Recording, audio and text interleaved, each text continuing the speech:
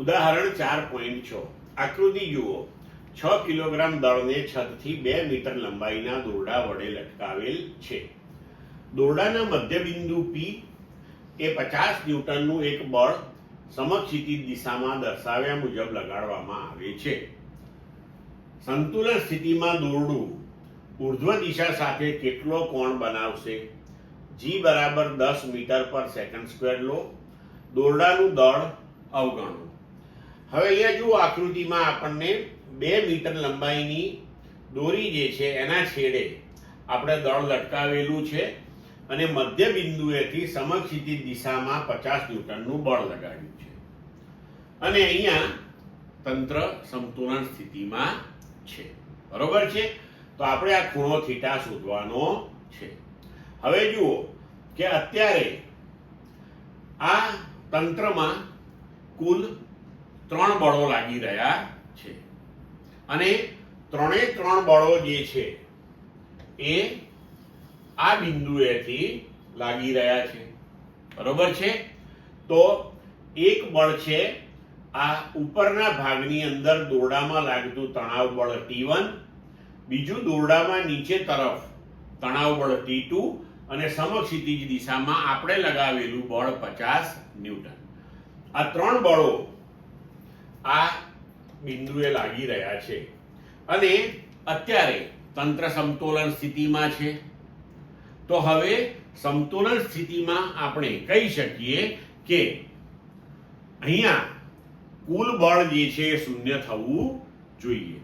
હવે જ્યારે કોઈ પણ બિંદુએ લાગતા બધા જ બળોનો સદિશ સરવાળો શૂન્ય થતો હોય ત્યારે આપણે જાણીએ છીએ, આગળની થિયરીમાં આપણે ભણી ગયા કે x દિશામાંના ઘટકોનો સરવાળો પણ શૂન્ય થાય અને y દિશામાંના ઘટકોનો સરવાળો પણ શૂન્ય થતો હોય છે. તો અહીં આપણે આ જે બિંદુએ 3 બળો લાગી રહ્યા છે તે બિંદુને ઉગમ બિંદુ તરીકે લઈ અને સમક્ષિતિજ દિશામાં x અક્ષ અને ઉર્ધ્વ દિશામાં y અક્ષ છે તેવું કલ્પી લઈએ. તો હવે આ બધા જ બળોને જો આપણે ઘટકો સ્વરૂપે દર્શાવવા હોય તો અહીં આપણે લઈ શકીએ કે આ T1 જે છે એ બળ ઉર્ધ્વ દિશા સાથે થીટા ખૂણો બનાવે છે. તો ઉર્ધ્વ દિશામાં તેનો ઘટક T1 cos થીટા થશે અને સમક્ષિતિજ દિશામાં T1 sin થીટા થશે. T2 તો પોતે ઉર્ધ્વ દિશામાં નીચેની તરફ જ છે. બરોબર? અને આ 50 ન્યૂટન બળ એ સમક્ષિતિજ જ છે એટલે કે x અક્ષ ઉપર જ છે. તો હવે અહીંયા આગળ x દિશામાંના ઘટકો એનો સરવાળો શૂન્ય થશે તેમજ y દિશામાંના ઘટકોનો સરવાળો પણ શૂન્ય થશે. તો હવે આપણે અહીંયા લઈ શકીએ કે સંતુલન સ્થિતિમાં T1 cos થીટા બરાબર T2 થાય. બરોબર છે? અને T1 sin થીટા બરાબર 50 ન્યૂટન થતું હોય.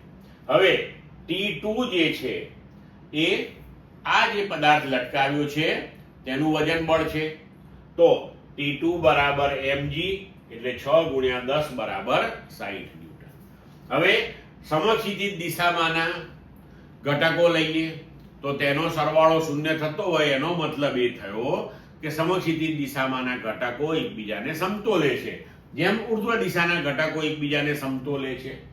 તો આપણે લખી શકીએ T1 sin થીટા બરાબર 50 ન્યૂટન.